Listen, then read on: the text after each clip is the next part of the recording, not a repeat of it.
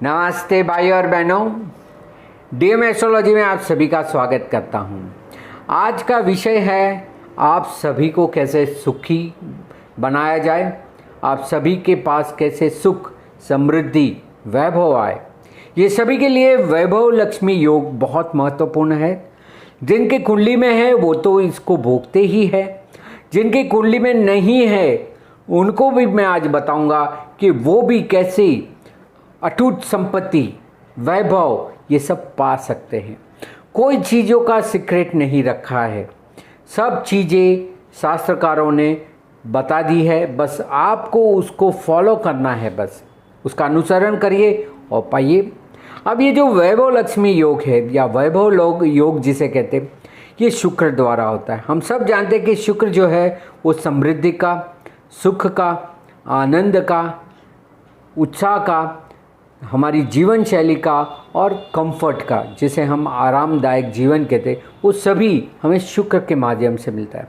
और यदि ये शुक्र सूर्य के साथ जुड़ जाता है तो भी वैभव योग बनता है। पर ये सिर्फ दिखावा होता है, क्योंकि मैं कह चुका हूँ मेरे सूर्य के वीडियो में कि सन इज़ हाईली इनएफिशिएंट प्लेनेट, जबकि यही शुक्र आपके चंद्रमा के साथ जुड़ा हुआ है तो ये वास्तव में लक्ष्मी योग कहा जाएगा।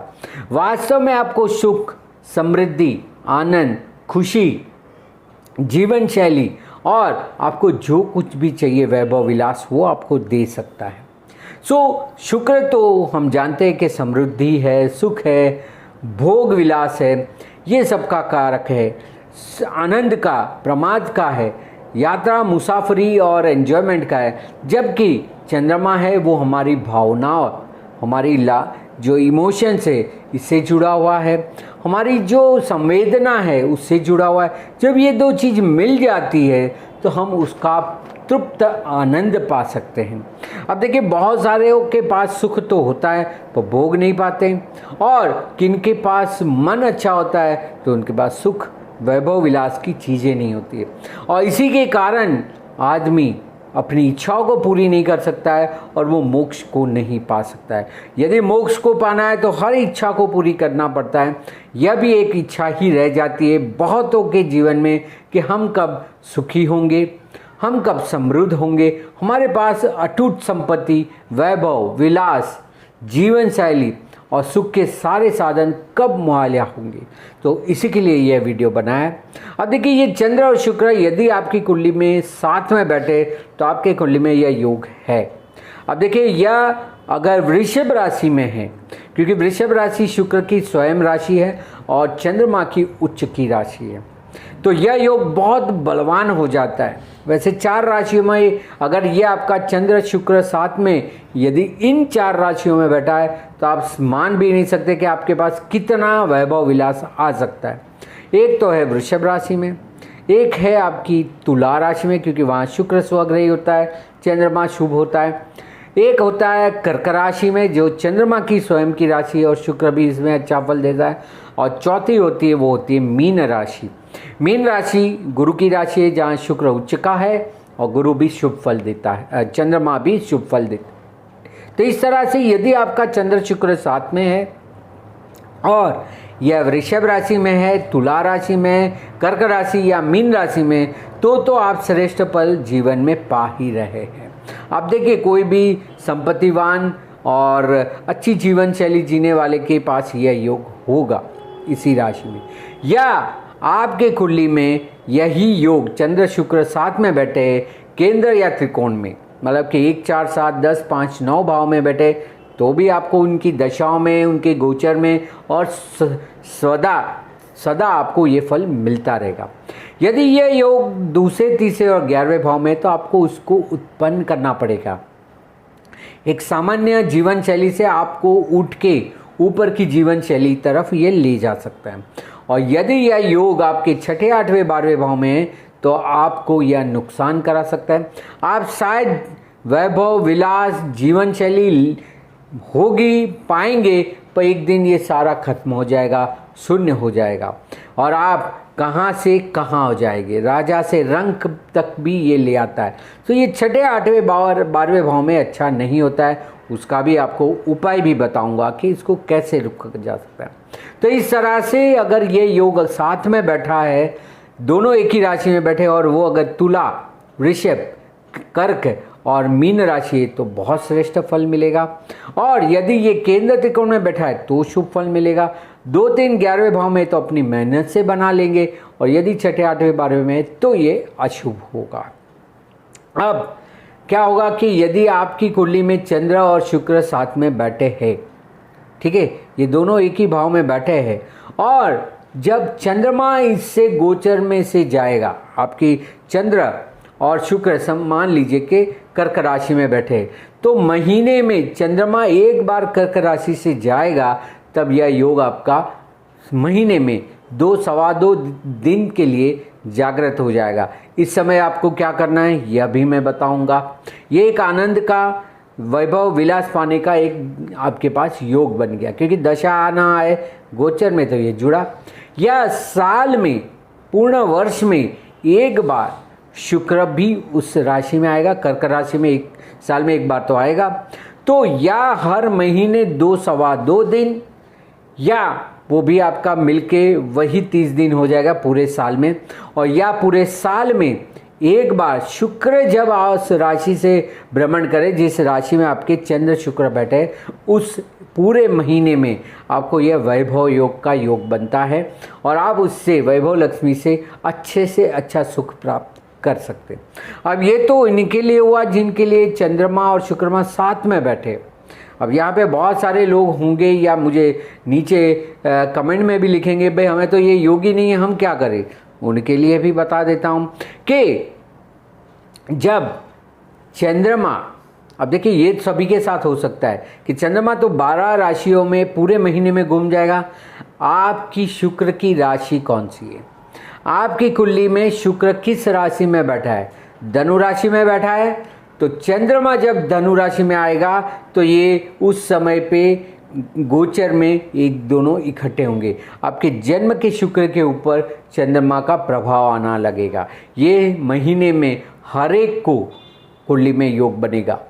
आपका शुक्र देख लीजिए किस राशि का है, महीने में उस चंद्रमा कब आता है उस राशि में, इसका नोंद कर लीजिए। पूरे 12 महीने में कैलेंडर में मार्क करके रखिए कि ये 2 सवा 2 दिन मेरे लिए विशेष है। ठीक है, ये हो सकता है आपके जन्म के शुक्र की राशि पे से चंद्रमा का भ्रमण होगा, तब आपको यह वैभव योग बन जाएगा।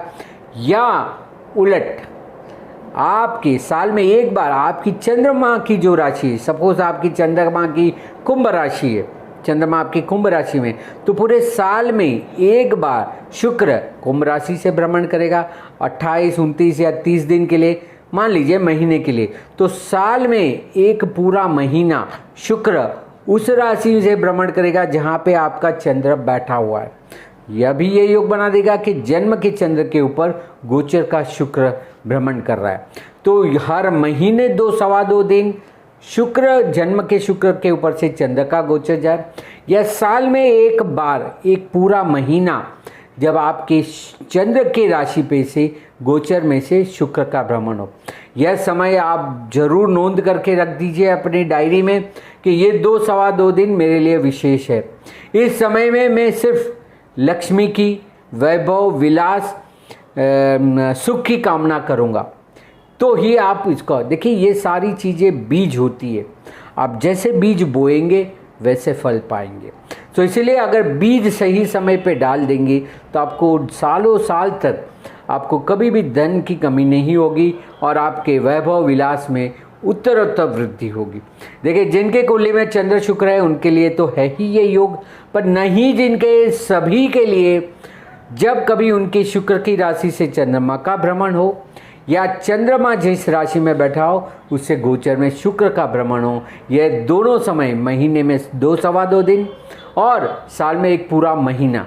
अब देखिए, साल में जब पूरे महीने में चंद्र जिस राशि में से बैठा होगा उसमें से शुक्र भ्रमण करेगा, वो महीने में जब शुक्र जहाँ बैठा होगा वहाँ से चंद्र पास होगा तो कितना मजबूत योग बन जाएगा।